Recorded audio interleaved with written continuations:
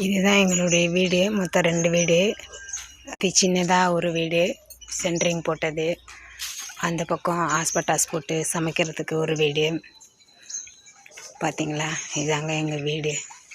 சின்ன குடும்பங்க. பார்த்திங்களா, மிகவும் அருமையான வாழ்க்கைங்க, எனக்கு பிடிச்ச வாழ்க்கைங்க. இது யாருன்னு தெரியுதா? இதாங்க என்னுடைய வாழ்க்கை.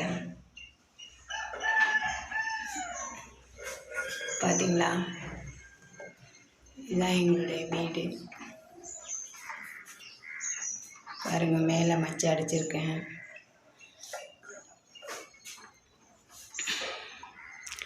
எதையுமா எடுத்து இன்னும் ஒழுங்கமாக வைக்கலை. பாருங்கள்,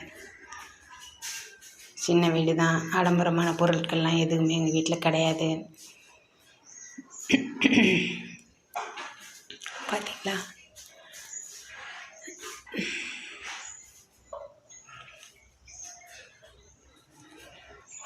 பெரியாள் தூங்குறேன். நம்ம செல்லமையன்.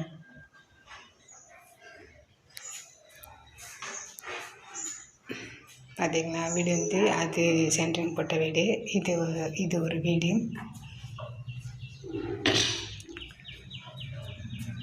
இது ஹாஸ்பட்டாஸ் போட்ட வீடு. எல்லாம் க்ளீன் பண்ணலை, அப்படி எப்படி கிடக்குது. இனிமேல் தான் எல்லாம் போட்டு க்ளீன் பண்ணணும். நேற்று கொஞ்சம் க்ளீன் பண்ணேன், இன்னும் க்ளீன் பண்ணணும். இந்த மாதிரி மண் செவராக இருந்தது தான் எங்கள் வீடு. நான் கல்யாணம் பண்ணி வந்ததுக்கப்புறமா தான் வீடெல்லாம் இடிச்சிட்டு நான் தான் கட்டினேன். இது எங்கள் பங்காளி வீட்டு வீடு.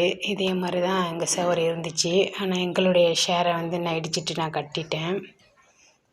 அவங்க இன்னும் கட்டலை. இந்த பக்கம் பாத்ரூம் இருக்குது. இங்கே ஒரு ஃபேன் போட்டிருக்கிறேன்.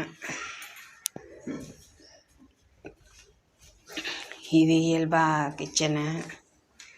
இன்னும் டீ எதுவும் போடலை, இனிமேல் தான் போடணும். இது கொல்லைப்புறம். பார்த்தீங்களா, இங்கே ஒரு பைப்பு வச்சுருக்கிறேன். அங்கே கொல்லையில் ஒரு பைப்பு இருக்குது. பார்த்தீங்களா, இதாங்க எங்களுடைய அழகான வாழ்க்கை. மனம் விரும்பிய வாழ்க்கை, மிகவும் பிடித்தமான வாழ்க்கை எனக்கு. இது எங்கள் ஊரை இதுதாங்க எங்கள் ஊர், அழகு ஊர். அது அக்கா. ஹாய் சொல்லுங்க அக்கா. மச்சான் முன்னாடி அக்கா. அது முஸ்லீம். ரொம்ப அருமையானவங்க, நல்ல கேரக்டரு, நல்ல தன்மையாக பேசுவாங்க.